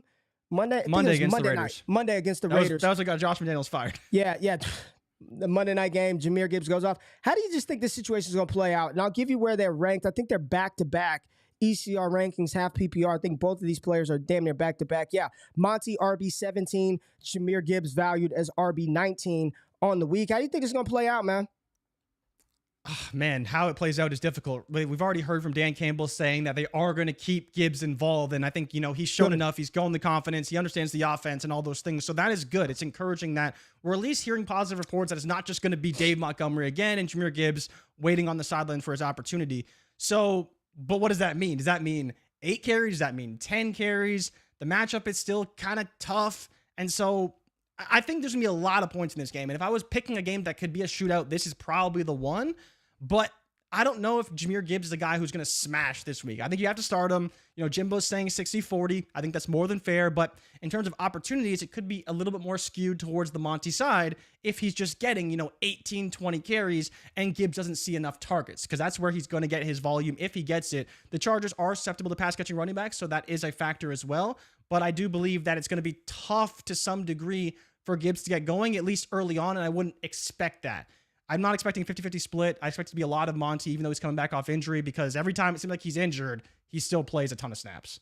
Yeah. Robert said it. Gibbs is a dog. Gibbs, we talked about him. He's a good player. Hope they don't take him off the field. Jay, Justin Herbert. Oh, boy. Not again. Where's he at? Where's Justin Herbert on the season? Right now on the week, he's ranked QB5 on the week. How are you feeling about Herbs, man? This game versus Detroit, long term. Where are you at with Justin Herbert versus this defense? I mean, I think so. The defensive matchup is okay, right? Detroit is 14th in fantasy points allowed, so middle of the pack. They're not bad. I think the biggest problem is that Justin Herbert needs to, show us that he's a top 5, top 7, top 10 quarterback even at times, because he doesn't always do that. Points per game. I mean, he's QB3. Well, I think early on we saw a lot of good things from him, and Mike Williams got hurt, and Quentin Johnston obviously is not the guy. I am excited to see this matchup because, as mentioned, it could be a lot of points. The running game is not going to be there this week because Detroit's second best in terms of rushing production allowed. They've one of the best fronts in the league, and they don't allow really anything on the ground and haven't all year. So I don't expect to see much of them. So they're going to put the ball in Herbert's hands, but they did that last week and it didn't really look so great. Now that was against the Jets. Jets defense is phenomenal. We'll see how he looks against Detroit, but I'm not expecting him to necessarily light the world on fire, but I hope they put the ball in his hands and he delivers, because I think we could use that reminder of just how good Justin Herbert can be once again. Yeah, man, he's had a rough kind of 3-game stretch. QB 26, QB 8, QB 22, and before that, QB 5, 1, 11, and 6. So it's been a little bit of a rough stretch for Justin Herbert, and I do think the fact that QJ has not stepped up is not helping, right? You got Keenan Allen still doing his damn thing, but QJ, you go to the Trinity tracker right now, the worst wide receiver, Trinity score of qualified wide receivers in the entire database, the stone worst receiver, Jay, Quentin Johnston. Almost a sub-1 Trinity. I mean, I don't even know what that means. I literally don't even, and I built it, I don't even know what that means. I know it's not good. He's the stone worst receiver in the whole database. Just, Austin Eckler, elite running back, lock and load. Austin Eckler this week. Yeah. Sorry, Austin Eckler. Like I mentioned, the running back matchup is bad, but he will get it in the receiving game and more than confident that he will do that. So definitely like Austin Eckler, starting him every week. Keenan Allen, you're starting. Have to. He's the only receiver available there. Amon-Ra, you're starting. Firing him up. Nothing needs to be said. Now, Ray, there was mention in the chat. I saw the name. Donovan Peoples-Jones is now in Detroit. Shit. No, DPJ. I thought you were coming off J-Mo. the bye. Oh, this is the question. Do you think that Donovan Peoples-Jones can take J-Mo's role in the offense? Because even though DPJ isn't this like elite speed threat the way J-Mo is, he operates in those 2 wide receiver sets. He can play in the play action game, all those things that J-Mo does and does with varying levels of success. I don't want Can any of them. DPJ get it done? I don't know. Come on, Ray. He was left for dead in Cleveland, and he was pretty good last season. Give me Josh Reynolds. Josh Reynolds. That's who you should be talking about. Not no DPJ. Not no Jamison Williams. Talk about Josh Reynolds. If I'm going to fire one of those 3 up, give me Josh Reynolds over damn DPJ and Jamison Stonehands Williams. Stonehands Williams. Damn. Sam Laporta, full confidence. Fire up Laporta, Fire him up. There's nothing left to be said. And we did not talk about Jared Goff, but he's on the week. Where's he at? Yeah, you're starting Jared Goff. Where's Goff at? QB6. ECR QB6, Jared Goff. So, you're firing him up with full-fledged confidence this week. So there it is, man. Those are the games. Those are the matchups. Those are the fantasy names, and those are the NFL takeaways heading into week 10. I can't believe we're already at week 10, Jay. It's gonna be gone before we know it. It's gonna be gone before we know it. And once it's over, we flow into NFL draft season, full-fledged prospect season. And there was some news, Jay, that I don't know if a lot of people caught, or if a lot of people kind of understand the impact from the college football world. But what happened over this past week? So basically, it was announced over the weekend. I believe it was Tom Pelissero who actually broke the news. It was reported that now underclassmen who, again, declare for the NFL draft are going to be eligible for all-star events. Now, it's not all all-star events because there is more than just the 3, but there's the HBCU Combine, or it's not the Combine, right? I think I got that wrong. Is it the all-star game they have? They've got an all-star game, yeah. I know they have a Combine as well, but they have an all-star game, the Senior Bowl and the East-West Shrine Bowl. Of course, 2 events that Ray and I will be at, and very excited to do so. So we could see, I mean, the big thing here is that we don't know who's going to be there, but we could see a Caleb Williams. We could see a Drake May. We could see a Marvin Harrison Jr. And so this is big because while people still, believe in the Combine, watch it, all these things, I think you and I, Ray, would agree that these all-star events show a lot more on the field than you see at the Combine, especially from running backs in particular, because running backs do nothing of value at the Combine. And receivers, look at the 2 that we just started talking about right now. Tank Dell and Puka Nacua were immediate standouts at the Senior Bowl and were told, hey, y'all can go home. After Jaden Reed, Jonathan Mingo. See you later, go home. Luke Musgrave, we don't need you. Go, you know what I mean? Trey McBride. This is a big deal. The fact that, and for those of y'all don't understand, in the past, you had to be a senior or a graduated player in order to participate in the Senior Bowl. Well, this gives opportunity to players like a Bucky Irving who may declare and wants to go out there, practice in front of the NFL coaches. You get to interact with them right there. I mean, we're down there last year, Jay. Mike Tomlin coming by, talking shit to people on the sidelines. Hey, Wink Martindale right there, which is, hey, coach, what's going on? Flores, I'm chopping it up with Brian Flores in the end zone. So it's a really good audition. And 3 years ago, Mac Jones, Devontae Smith, and Najee Harris were at the Senior Bowl, did the practices, but then didn't play in the game, right? So I think this is a big deal for some of these underclassmen that want to declare. But looking ahead to college football this weekend, Jay, there's some really big matchups with some really big implications, and none bigger than the 9:30 p.m. game on Fox. My goodness, late. Let's go. Pac-12 after dark. Bo Nix and the Oregon Ducks play Caleb Williams. And this is a big test because there were some people who thought maybe Caleb Williams, after that final loss, could that be his last game? Does he sit out the rest of the way now that USC is totally out of it? I mean, these are two quarterbacks that I believe it was Trevor Sikkema's latest PFF mock. Both of these cats were picked inside the top 7 in his mock draft, Jay. It's a big game for Caleb Williams and Bo Nix. What you think the outcome is and how you feeling about these two players as we progress for Dynasty Rookie Draft season?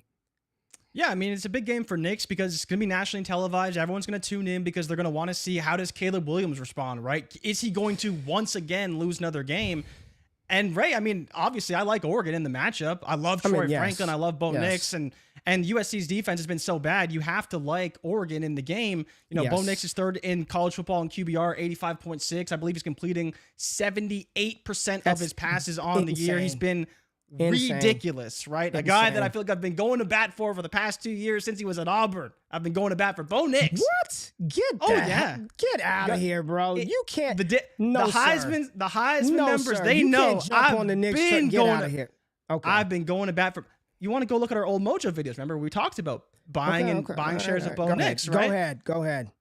But yeah, like Bo Nix in the matchup, I think it's a great showcase game for him. I think he's going to do a lot of good things against this defense. He can run the ball. He can pass the ball. I am surprised to see him, first round in mocks. He seems like a second round type of guy, but I think the bigger point, and we'll get into some of the other quarterbacks as well, it feels like a great year for the second round quarterback, which we haven't seen over the past few years. Right? We don't see this very often. The second round is not often a place for quarterbacks. We saw Will Levis. We know, of course, of Jalen Hurts, and I can't think of not any notable ones at least. Maybe a couple have been drafted, but definitely no notable ones. But man, we could see like 3, maybe even 4 quarterbacks drafted in the second round. It depends on who falls out of the first and who ends up in the second round. But I think that Bo is one of those guys, fringe first rounder, could definitely be a second rounder based on how he's playing. The Pac-12 is just loaded at quarterback, and this is a big game for both quarterbacks. But I do think it is still bigger for Bo Nix because everyone knows that Caleb Williams is going number 1 overall.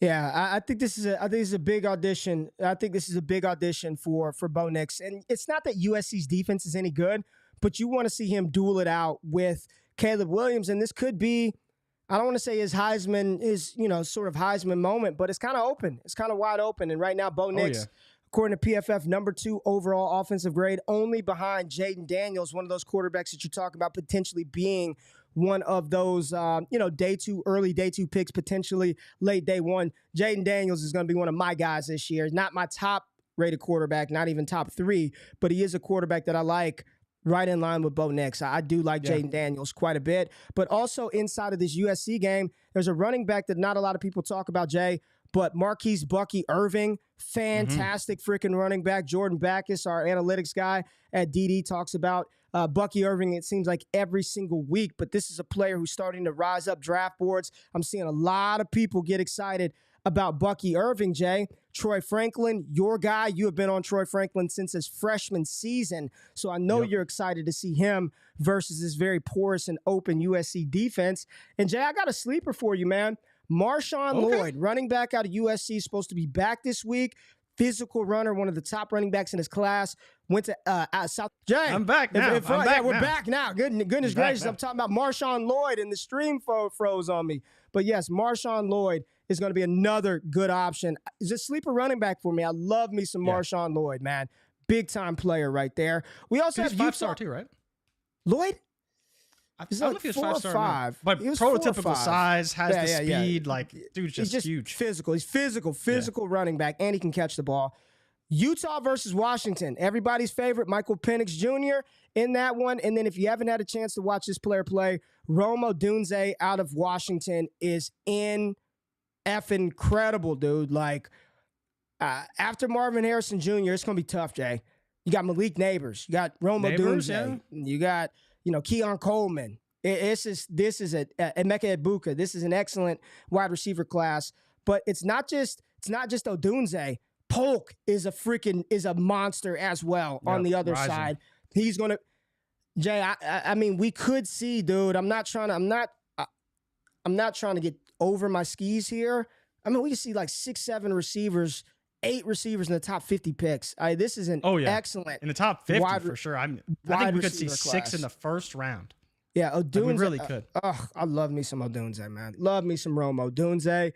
We also have Miami versus Florida. And one friend of the show, one of our boys, he's another Jordan Vanek, came on the show a long time ago and pumped up some cat out of, he was transferring from Michigan State. And who is this guy? But he pumped up old Keon Coleman, and Keon Coleman making it happen right now. So Keon Coleman versus Miami, Jay.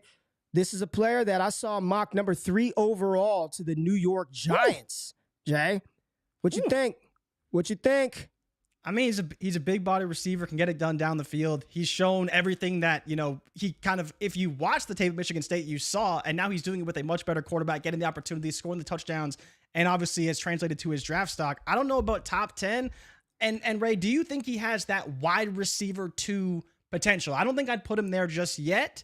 In terms of the draft class, right? Marv is number 1. Do you think potential, he can be number 2? Oh, yeah. I think he can. He's not 2 for me right now, but I think he can. I think he can. Right now, he's my wide receiver 4. I have it. Marvin Harrison Jr., of course, Malik Neighbors, Rome Odunze, and then Keon Coleman at 4. But here's the thing. Wide receiver 4, I still have him over every running back in the class, you know what I mean? He's still a day 1 pick, no doubt about it. He's going to be a first rounder. But it's a good matchup versus Miami is the point. Like, I want to see Florida State and Miami go after it. Florida State needs to get it together. They tend to let teams that they should bury stick around a little bit too long. Jordan Travis, I know a lot of people are pumping him up.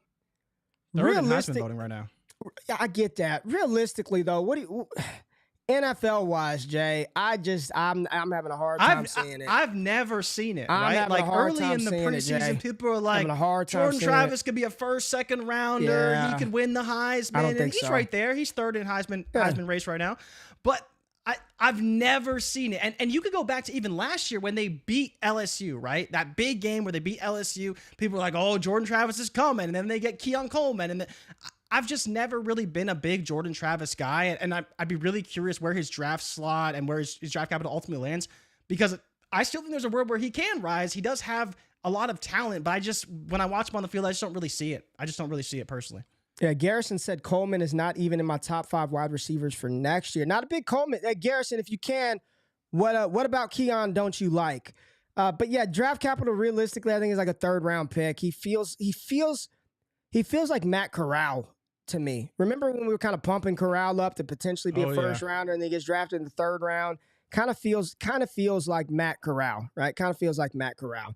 And then you got Trey Benson, who by product of the running back class being awful is just going to be a top 5 running back. But I've been pretty disappointed by Trey Benson, and that was a player I was very excited about. There was high hopes for him this year. I had very high hopes. But we round this out with the Real Housewives of NCAA and the Big Ten, man. This is just drama made for TV. Michigan and Penn State, all right? Michigan should win. J.J. McCarthy, cool. Blake Corum, good. Drew Allar, we'll see, and I don't care about it. The drama that's happening at Michigan right now. This is literally the Real Housewives of the NCAA. Jay, I was on ESPN this morning. There was an article, so for those of y'all who don't know, There's these reports that Michigan was stealing signs. It seems to be pretty accurate that they hired somebody to go watch these other teams. They chart this stuff out. They got caught stealing signs, no doubt about it. Well, then Michigan says, well, hold up. Pot calling the kettle black here because all of y'all's Big Ten, Northwestern, Illinois, whoever the hell else is there, Rutgers. I think Michigan State was in there too. Y'all were stealing our signs, and not only did y'all steal our signs, you had a damn Google share drive that you were tracking it and spreading it across the whole Big Ten, and y'all, this was y'all set me up. Y'all were doing it to us. We're just reciprocating the favor. Mm-hmm. This is wild, Jay. This is legit must-see TV, what's happening right now, and a lot of people are thinking, could this be the exit for Jim Harbaugh and potentially another return, setting up a return for Harbaugh to the NFL? And the team that I keep hearing, Chicago. Raiders, Bears. What do you think about what's happening with Harbaugh? Do you want to see Harbaugh back in the NFL? What do you think all this stuff? I do, yeah. You do? Okay. I want to see him coach the Bears because I think, you get Eberflus out of there, which I think we all would be pretty happy with. Did you see Eberflus at the halftime interview? Oh, we got some special things coming. I can't wait to unveil some of this stuff in the second half. Yeah, okay, DC. Yeah. Thanks. What are you talking about, Eberflus? What the hell are you talking about? And then what they score in the second half? 3 points? Oh, no, they scored 7. Carolina scored 3. Yeah. But back to Harbaugh. Yes, I think he could come back to the NFL, be the coach of the Chicago Bears, hopefully have a new quarterback under center, maybe Caleb Williams. They're trying to suspend him for this game, Jay. They're trying to suspend him before Penn State. I think it was Cody who put it in the chat. I think he said 3 games was expected to potentially come for Harbaugh, so he'd be suspended for 3 games. But I want to see him back in the NFL, right? I really do. I think that his time in Michigan, it's just about done. There's been too many things going on with Harbaugh this year, and it's not just this one isolated incident. He's already been accused of cheating and other things. Like, I just think it's hilarious that it's such a big deal because this is just something that should be happening all the time anyways. Like, Ray, you played football. Why is this a big deal? Like, we hear about players and teams calling out plays on the field because they know the play's coming because they watch the film, right? What is the difference here? Why is this such a big deal? This should be happening. Again, should you be on the opponent's sideline stealing signals? No, get your binoculars out, do it from the stands like a gentleman, but it's stupid. And I just don't understand it. It shouldn't be a thing right now, but this is the Big Ten. They're getting USC, they're getting UCLA next season. They got Washington. Yeah, they got to spice things up a little bit to compete. Yeah, I think Washington and Oregon as well are also coming. We got one. People have big QJ fear of Keon Coleman. But I don't think he's QJ. I'll say that. I don't think he's QJ. He's way better in the air than QJ is, in my opinion. QJ, for as big as he is, well, as big as we thought he was, because he actually only ended up being 6'1". Yeah, he really isn't that great in the air. Yeah. It's just interesting. Just good fast. drama. Good drama. College football this weekend. Should be some good games on tap this weekend. Quinn Ewers coming back for Texas. Big Jonathan Brooks. Love me some Jonathan Brooks. Very excited for that running back in this class. You also have a big game with Ole Miss, man. I think Ole Miss plays. I think it's 2 top 10. Who does Ole Miss play? I know it's a top 10 matchup this week. Ole Miss.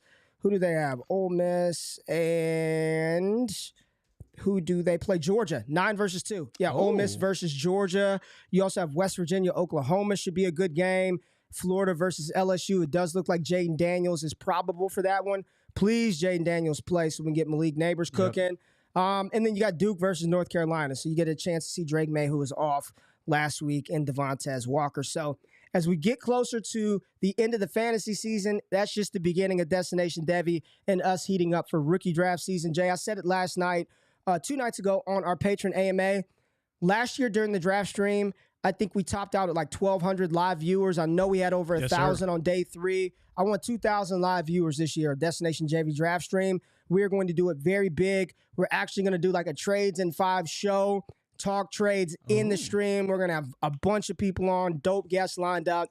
So we're about to start cooking for prospect season. But that's the show. We did fantasy football. We did week 10 NFL. We talked a little college football and had some fun with the people. So thank everybody out there for hanging with us for 1 hour and 40 minutes. And most importantly, Jay, shout out. What's up, Dynasty Daddy? What's up? Shout out to Dynasty Daddy. That's not the most importantly, but shout out to Dynasty Daddy. Shout out to Cody. I just want to thank other content creators that tap into the show, man. You know, we're all doing our own things. We all have our own businesses going on. But when people show love like that, Carpentier, Dynasty Daddy, other people who create content, just want to say thank you. Really, really appreciate it. Thank everybody who watches the show, taps in every single day. We got a lot of content cooking over here on DD, but most importantly, it is Veterans Day, Jay. So I do want to shout out to all the service men and women out there, all the veterans who have served this country well to allow us the freedoms and liberties that we have over here. My mom spent 33 years in the Air Force. She works contract work right now in D.C. at the Pentagon. My father was in the Navy, so I've got the utmost respect for the people who do things that I never had the bravery or courage to do. So thank y'all for y'all service to this country. Thank y'all for watching this show. Enjoy the NFL this weekend. Enjoy college football. Jay, I got me a new cowboy hat. I'm very excited. It is felt hat season. I got me a brand new Stetson 6X Skyline cowboy hat that I will wear on Monday after my Cowboys get a big win. So make sure you tap in to Wake Up on Monday. Love y'all. We out of this thing. Not yet. Super chats. I almost forgot. I almost forgot. So close. I came close. What an outro, and I just screwed it up. All right. Thank you for the super chat. 12 team PPR start 10, 6 point per passing touchdown, and this is a contending team. Jay, QBs are Justin Herbert, Kyler Murray, Jalen Hurts. Nice. Do I move Kyler for Bryce in 224 late firsts? Wait, do I move Kyler for Bryce in 224 late firsts? Team is stacked. I know Scott preaches liquidity even when contending. Trading to my competition. Whoo, that's a nice haul. He's got Herbs and Hurts, Jay. Would you give up Kyler for Bryce Young and 224 firsts? No, I don't think I would. I would. I would take the liquidity of the picks. It doesn't mean that Bryce is better than Kyler, but what I can do with those two picks as a contender and the ability that you can go buy another elite asset, use that to package up, I probably would take the liquidity. I probably would, because I'm not banking on Kyler to do much for me this year. I'm really not, personally. If he does it, great. It's a couple of weeks left, and the man hasn't done anything coming off of an ACL tear in a limited team. I like Kyler. Like, if it was me, I just wouldn't want Bryce. Like, I'd get another player that maybe can hit my roster. That's the problem, and that people. If we trade where you don't trade for anything other than the player that you like, then what are we playing Dynasty for? Like, no, I'm just saying, like, I'd trade for a player I could use potentially this season if possible, right? Like, I don't need to get Bryce Young back. He's got Herbert and Kyler. He's got Herbert and Hurts. That's why I don't need Bryce back either. That's what I'm saying. Yeah. You're getting the liquidity in the picks, but if I can get a player that I prefer over a Bryce, I would look that way as well. Okay. All right, Oaktown's finest. I would take the trade. JRich says no. I would take the trade. I'm fine with Bryce as my QB3 and what I can do with those 224 first. And then if you win, that's just found money. If you win the league and you've got those two first, because are you starting Kyler over Hurts or Kyler over Herbert anytime soon? At least from what we project right now, the answer is no. Oakstown finest. Is it safe to roll with the Bengals defense, or should I look at other options like the Chargers, Bucks, Colts, or Browns? Thanks, fellas. I would not roll with the Bengals defense versus Stroud. I would not do that. I wouldn't personally do it. Now, probably not. No. They're playing at home. Chargers versus who do they play? Lions? Detroit. Yeah, no. Bucks the one I'm looking at is the Bucks, Browns. Bucks, Titans. Yeah, I'd probably start the Browns defense. Yeah. Yeah. I don't mind the Bucks against the Titans, but I do think, it's going to be an ugly game. The Browns defense probably doesn't allow too many points. The only fear is Baltimore at home has been excellent. But if the Browns defense can show up against Baltimore, then I think they'll be just fine. And they're definitely the best of the bunch. I don't trust the Colts against the Pats. The Browns are the best defense in the league. They're the best defense in the league. I would start the Browns. Yeah. Best DVOA by a mile. Rory Sullivan. Appreciate you, Lori. T-Law gets the love because he's silky smooth. I do think there's something to the fact that he's T-Law, the golden one, that he kind of gets the pass. And then we got one here from B Ruckus, B_Ruckus. Morning, my dudes. Opinion, please. I'm offering Chase, Connor, and Pitts for Keenan Allen, Laporta, and Jacobs. Chase has me worried. I'm just making. Is there any other Chase besides Jamar? I'm just making sure. No. I was more so. Is that James Conner? I guess. Yeah, it's got to be. Yeah, there's no other Conner. James Conner. So Chase, James Conner, and Pitts for Keenan Allen, Laporta, and Jacobs. I don't hate it.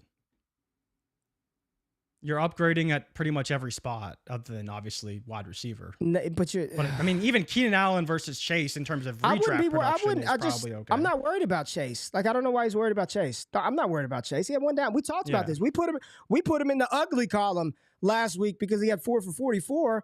But there's no T. Higgins, and Chase is playing. Chase is going to smash. James Conner. They have a tough schedule too. Listen, he and Jacobs are kind of in the same boat. They're both volume-based running backs. Would I prefer Jacobs over Conner in a vacuum? Sure. But Conner's back, and he's going to be fed the ball, just like he was prior to going down. And no, I don't. I would rather have Sam Laporta over Kyle Pitts, no doubt about it. But I'm not pivoting off of Chase just to get Sam Laporta.